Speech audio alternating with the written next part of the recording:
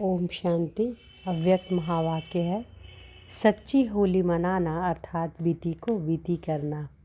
सच्ची होली मनाना अर्थात बीती को बीती करना। 23-3-70। बाप दादा क्या देखते हैं और आप सब क्या देखते हो? देख तो आप भी रहे हो और बाप दादा भी देख रहे हैं, लेकिन आप क्या देखते हो और बाप दादा क्या देखते हैं? फ़र्क है वह एक ही है। रूहानी बच्चे को देखते आज विशेष क्या बात देख रहे हैं? हर चलन की विशेषता होती है ना, तो आज मुलाकात में विशेष कौन सी बात देख रहे हैं? आज तो विशेष बात देख रहे हैं, उसको देख हर्षित हो रहे हैं।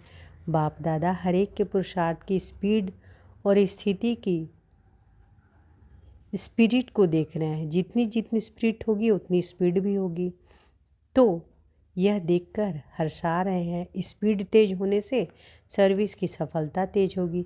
आज होली कैसे मनाई? सूक्ष्म तन में मनाई, वतन में भी कैसे मनाई? सिर्फ वतन में मनाई या यहाँ भी मनाई? सिर्फ अव्यक्त रूप से भी मनाई?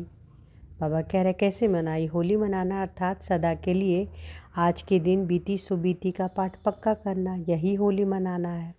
आप लोग भी अर्थ सुनाते हो ना। होली अर्थात जो बात हो गई बीत गई उसको बिल्कुल ख़त्म कर देना है, बीती को बीती कर आगे बढ़ना, यह है होली मनाना अर्थात होली के अर्थ को जीवन में लाना। हर दिवस पर पुरुषार्थ को बदल देने के लिए कोई न कोई बात सामने रखनी होती है, तो यह प्रतिज्ञा करना कि यह होली मनाना, तो यह प्रतिज्ञा करना यही होली मनाना है। बीती हुई बात ऐसे महसूस हो जैसे बहुत पुरानी कोई जन्म की बात है। ऐसी बीती हुई महसूस हो। जब ऐसी स्थिति हो जाती है तब पुरुषार्थ की स्पीड तेज होती है। पुरुषार्थ की स्पीड को ढीला करने वाली मुख्य बात यह होती है, बीती हुई बात को चिंतन में लाना। अपनी बीती हुई बातें या दूसरों की बीती हुई बातों को चिंतन में लाना और चित्त में भी रखना। एक होता है चित्त में रखना, दूसरा होता है चिंतन में लाना। जो चित्त में भी ना हो, चिंतन में भी ना आए, तीसरा होता है वर्णन करना। तो आज के दिन बाप दादा होली मनाने के लिए आए हैं, होली मनाने के लिए बुलाया है ना, तो इस रंग को पक्का लगाना यही होली मनाना है। होली के दिन एक तो रंग लगाते हैं, दूसरा क्या करते हैं? एक दिन पहले जलाते हैं, दूसरे दिन मनाते हैं। जलाने के बाद मनाना है और मनाने में मिठाई खाते हैं। यही आप कौन सी मिठाई खाएंगे? बाबा कह रहे यहाँ आप कौन सी मिठाई खाएंगे? रंग तो बताया कौन सा लगाना है, अब मिठाई क्यों खाते हैं? जब यह रंग लग जाता है तो फिर मधुरता का गुण स्वतः ही आ जाता है। आप और दूसरे की बीती को ना देखने से सरल चित हो जाता है, और जो सरल चित बनता है उसका प्रत्यक्ष रूप में गुण क्या देखने में आता है? मधुरता। उनके नयनों से मधुरता, मुख से मधुरता और चलन से मधुरता प्रत्यक्ष रूप में देखने में आती है। तो इस रंग में मधुरता आती है, इसलिए मिठाई का नियम है। होली पर और क्या करते हैं? मंगल मिलन। मंगल मिलन का अर्थ क्या हुआ? यहाँ मंगल मिलन कैसे मनाएंगे? मधुरता आने बाद मंगल मिलन क्या होता है? संस्कारों का मिलन होता है। भिन्न भिन्न संस्कारों के कारण ही एक दो से दूर होते हैं। तो जब यह रंग लग जाता है, मधुरता आ जाती है, तो फिर कौन सा मिलन होता है? आप लोग सम्मेलन करके आए हो ना। बाप दादा ने यह जो भट्टी बनाई है वह फिर संस्कार मिलन की बनाई है। जब संस्कार मिलन हो या सम्मेलन हो तब उस सम्मेलन की प्रत्यक्षता देखने में आएगी। आप लोगों ने सम्मेलन किया और बाप दादा संस्कारों का मिलन कर रहे हैं, तो इस मिलन का यादगार यह तो बाबा क्या कह रहे हैं? तो इस मिलन का यादगार यह मंगल मिलन है। बाप दादा का बच्चों से मिलन तो है ही, लेकिन आपस में सभी से बड़ा मिलन है संस्कारों का मिलन। जब यह संस्कार मिलन हो जाएगा तब जय जयकार होगी। देवियों का गायन है ना कि वह सभी को सिद्धि प्राप्त कराती है। कोई को भी रिद्धि सिद्धि प्राप्त करनी होती है तो किन्हों से प्राप्त करते हैं? रिद्धि सिद्धि प्राप्त कराने वाली कौन है? देवियाँ। जब पुरुषार्थ की विधि संपूर्ण हो जाती है तब यह सिद्धि भी प्राप्त होती है। कभी भी सिद्धि को प्राप्त करने के लिए बाप दादा के पास नहीं आएंगे, देवियों के पास जाएंगे। देवियाँ स्वयं सिद्धि प्राप्त की हुई है, तब दूसरों की रिद्धि सिद्धि दे सकती है। तुम्हारे पुरुषार्थ की रिद्धि तुम्हारे पुरुषार्थ की सिद्धि तब होगी जब संस्कारों का मिलन होगा। सबसे जास्ती भक्तों की क्यों बड़ी कहाँ लगती है? देवियों के पास। जैसे हनुमान के मंदिर में व देवियों के मंदिर में ज़्यादा भीड़ लगती है। इससे क्या सिद्ध होता है? साकार रूप में भी क्यों कौन देखेगा? प्रत्यक्षता के बाद जो क्यों लगेगी वह कौन देखेंगे? बच्चे ही देखेंगे। बाप दादा गुप्त है, प्रत्यक्ष रूप में बच्चे ही देखेंगे।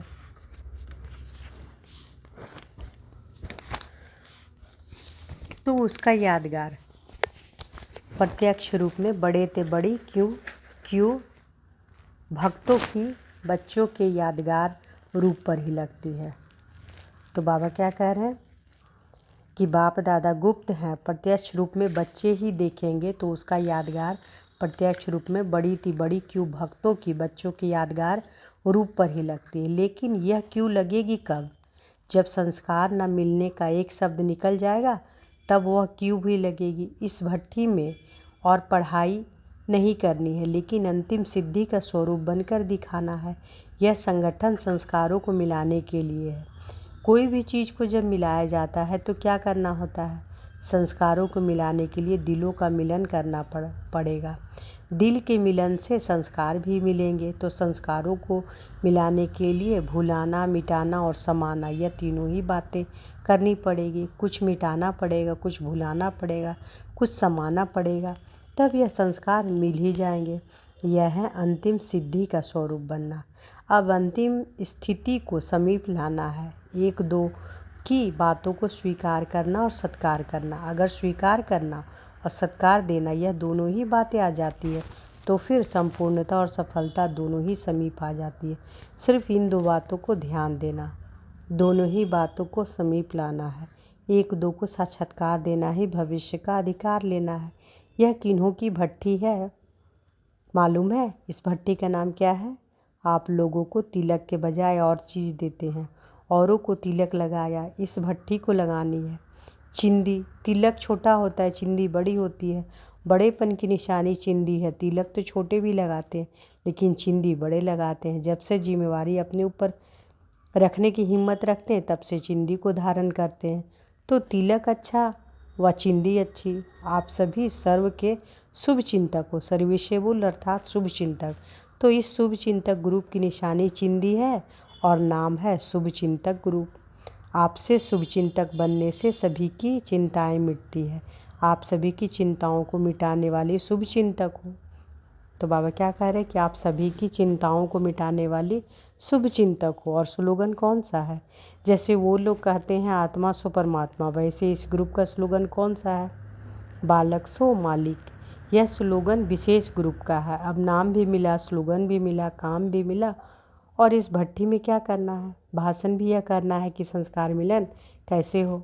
इस भट्ठी में कमाल यही करनी है जो एक अनेकों को संस्कारों में आप समान बना सके। संपूर्ण संस्कार, अपने संस्कार नहीं, एक अनेकों को संपूर्ण संस्कार वाली बना ले तो क्या होगा? समाप्ति। समाप्ति करने वाला यह ग्रुप है और फिर स्थापना करने वाला भी यह ग्रुप है। समाप्ति क्या करनी है, पालना क्या करनी है और स्थापना क्या करनी है, यह तीनों ही टॉपिक्स इस भट्ठे में स्पष्ट करनी है। इसलिए त्रिमूर्ति चिंदी लगा रहे, स्थापना, पालना, समाप्ति अर्थात विनाश। क्या क्या करना है इसको स्पष्ट और सरल रीति जो कि प्रैक्टिकल में आ सके, वर्णन तक नहीं, प्रैक्टिकल में आ सके, औरों को भी करा सके, ऐसी बातें स्पष्ट करनी है। लेकिन बिंदी रूप बनकर ही यह तीनों कर्तव्य सफल कर सकेंगे। इसलिए आपके इस कर्तव्य की यादगार में चिंदी दे रहे हैं। स्मृति भी, स्थिति भी और कर्तव्य भी, तीनों ही इस यादगार में समाये हुए हैं।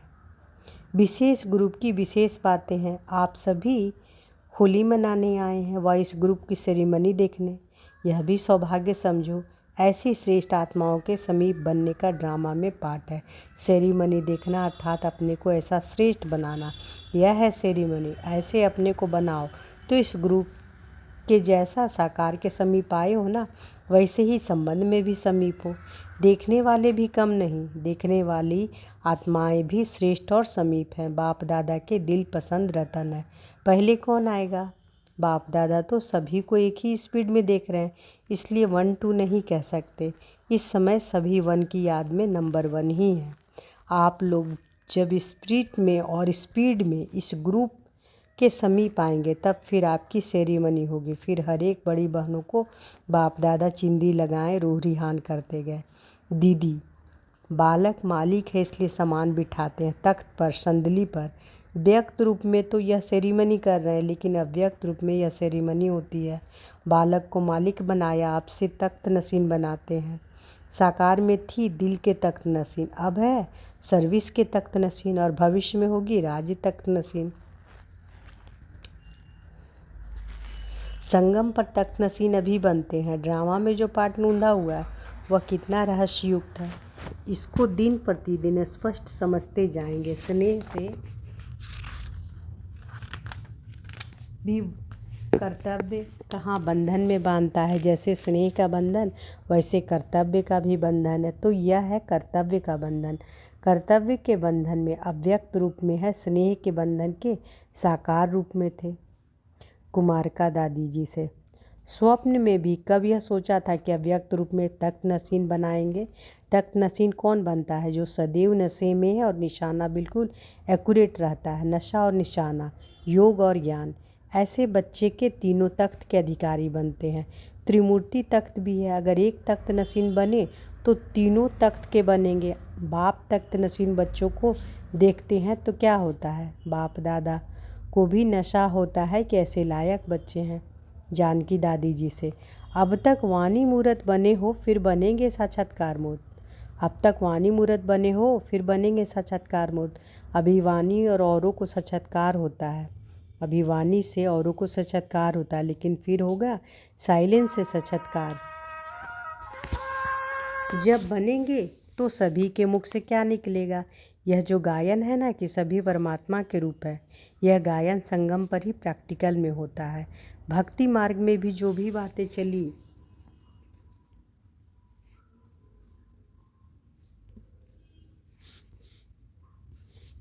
तो बाबा क्या कह रहे हैं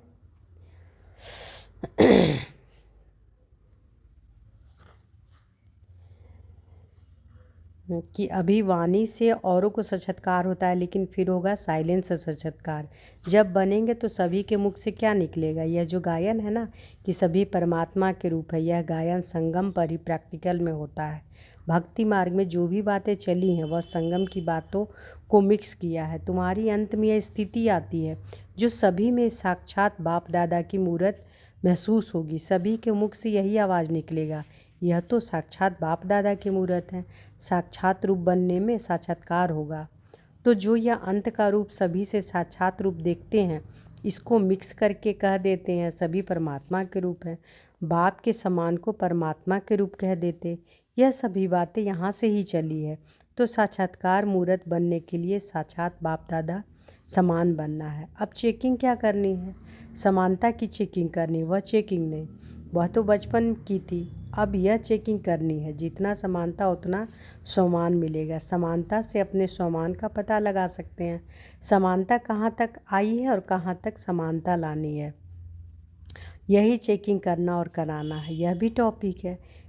जितनी जिसमें समानता देखो उतना समीप समझो। समीप रतन की परख समानता है। चंद्रमणि दादी जी से, आप सूर्यमणि हो या चंद्रमणि हो? चंद्रमणियाँ जो होते हैं उनका निवास स्थान कहाँ, और सूर्यमणियाँ जो होते हैं उनका निवास स्थान कहाँ होता है? आप कौन सी मणि हो? दोनों हैं, शक्ति रूप भी हो और शीतल रूप भी हैं। इसलिए कहते हैं सूर्यमणि भी हो चंद्रमणि भी हो।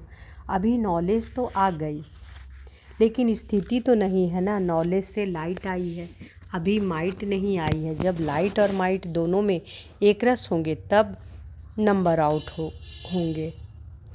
अभी औरों को भी नॉलेज की लाइट दे सकती हो, माइट नहीं दे सकती हो, इसलिए सफलता भी उसी अनुसार होती है। सभी को लाइट अर्थात रोशनी आ रही है, इन्हीं को नॉलेज आ रही है कि इन्हों की नॉलेज क्या है, लेकिन लाइट का प्रभाव कम है। आधा कार्य अभी रहा हुआ है। माइट देने में नंबर 1 यह बनेगी। तो बाबा क्या कह रहे हैं कि अभी माइट नहीं आई है। जब लाइट और माइट दोनों में एक रस होंगे तब नंबर आउट होंगे। अभी औरों को भी नॉलेज की लाइट दे सकती हैं, माइट नहीं दे सकती हैं, इसलिए सफलता भी उसी अनुसार होती है। सभी को लाइट अर्थात रोशनी आ रही है कि इन्हों की नॉलेज क्या है, लेकिन लाइट का प्रभाव कम है, आधा कार्य अभी रहा हुआ है। माइट देने में नंबर 1 यह बनेंगी। कोई का लाइट देने में नंबर आगे है, कोई को माइट देने में नंबर आगे, कई दोनों में है, तीनों क्वालिटी है। जब बाप दादा चिंदी बनाते थे तो सभी थालियां बजा रहे थे। सतयुग में बजेगी शहनाइयाँ, अभी बजती हैं तालियाँ। निर्मला शांता दादी जी से। तन के रोग पर विजय प्राप्त कर रही हो, संगम पर ताज तिलक तख्त और सुहाग भाग सभी मिलते हैं। एक ही समय पर सर्व प्राप्तियाँ बाप दादा कराते हैं। जो एक जन्म की देन अनेक जन्म चलती है, वैसे बच्चों को फिर अनेक जन्मों के हिसाब किताब एक जन्म में चुकतू करने हैं। यह एक जन्म में अनेक जन्म चलता है, वह अनेक जन्मों का एक जन्म में ख़त्म होता है, तो अनेक जन्मों का हिसाब किताब एक जन्म में ख़त्म करने के कारण कभी कभी वह फोर्स से रूप में ले आता है। बाप दादा यह युद्ध देखते रहते हैं। आप भी देखती हो वह अपनी व दूसरों की। बाबा कह रहे आप भी देखती हो अपनी व दूसरों की। जब साक्षी हो देखने लग पड़ते हैं तो यह व्याधि बदलकर खेल रूप में हो जाती है। बाप दादा साक्षी हो देखते भी हैं और उनका साहस देखकर हर्षित भी होते हैं और साथ साथ सहयोगी भी बनते हैं। बाबा कह रहे थकती तो नहीं हो ना, नहीं, अथक बाप के बच्चे अथक और अविनाशी हो, मालूम है। अब क्या करना है? अब अंत में साक्षात्कार मूर्त बनना है। बाबा कहते हैं जितना साक्षी अवस्था ज़्यादा रहेगी उतना समझो कि साक्षात्कार मूर्त बनने वाले हैं।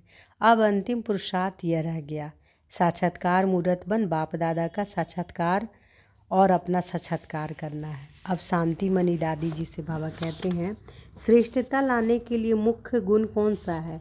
जितनी स्पष्टता होगी उतनी श्रेष्ठता आती है। जो स्पष्ट होता है वही सरल और श्रेष्ठ होता है। स्पष्टता श्रेष्ठता के नज़दीक है और जितनी स्पष्टता होती है उतनी सफलता भी होती है। सफलता फिर इतनी समीपता में लाती है। समीप रत्नों की निशानी किससे मालूम पड़ेगी? समानता से। बाप दादा के संस्कारों की समानता से समीपता का मालूम पड़ता है, तो समानता समीपता की निशानी है। आदि रतन हो, आदि सो अनादि।